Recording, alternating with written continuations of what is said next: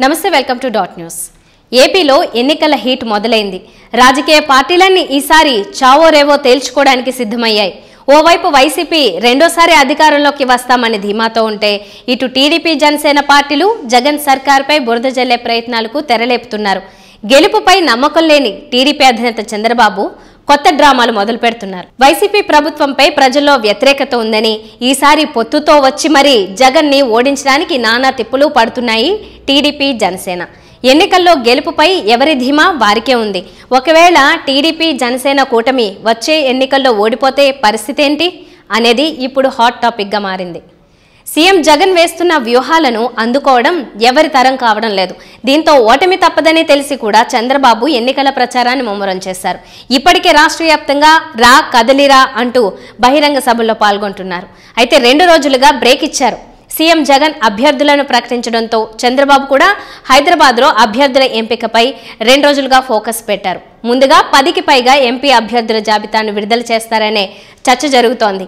అలాగే ఎమ్మెల్యే అభ్యర్థుల జాబితాను కూడా ఫైనల్ చేసే పనిలో ఉన్నారు. ఓవైపు వైఎస్ఆర్సీపీ వరుసగా అభ్యర్థుల జాబితాను విడుదల చేస్తోంది. దీంతో చంద్రబాబు, పవన్ కళ్యాణ్లు కూడా అభ్యర్థుల లిస్టును వీలైనంత త్వరగా ప్రకటించాలని భావిస్తున్నారు. టీడీపీ ఓటమిని పసిగట్టిన చంద్రబాబు సానుభూతి ప్రయత్నాలను ప్రారంభించారు. ఇక ఇప్పుడు గెలుపుపై నమ్మకం లేని చంద్రబాబు ఒకవేళ అధికారంలోకి రాకపోతే ఎలాంటి నిర్ణయం తీసుకోబోతున్నారో స్వయంగా చెప్పేశారు. ఒక్క మాటలో తన నిర్ణయాన్ని కుండబద్దలు కొట్టారు. ఈ క్రమంలోనే ఎన్నికల్లో ప్రజలు తిరస్కరిస్తే రాజకీయాల నుంచి తప్పుకుంటానంటూ కొత్త రాగం తీస్తున్నారని టాక్.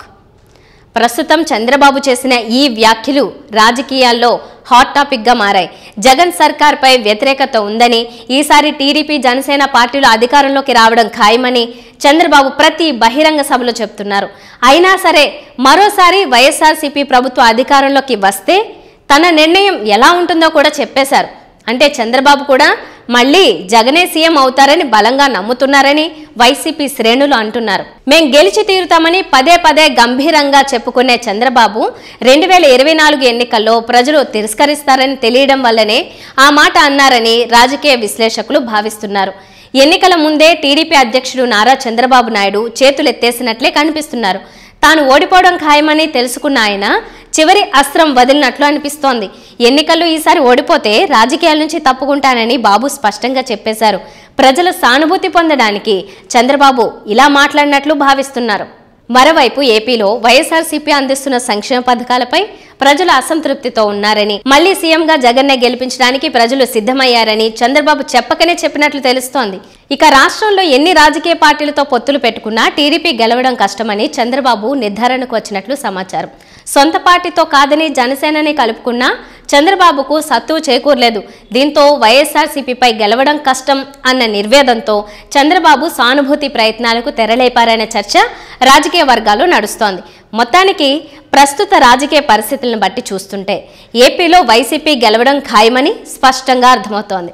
మరి చంద్రబాబు తట్టాబుట్టా సర్దుకుని రాజకీయాల నుంచి తప్పుకుంటారో లేదో వేచి చూడాల్సిందే. Please subscribe dot news.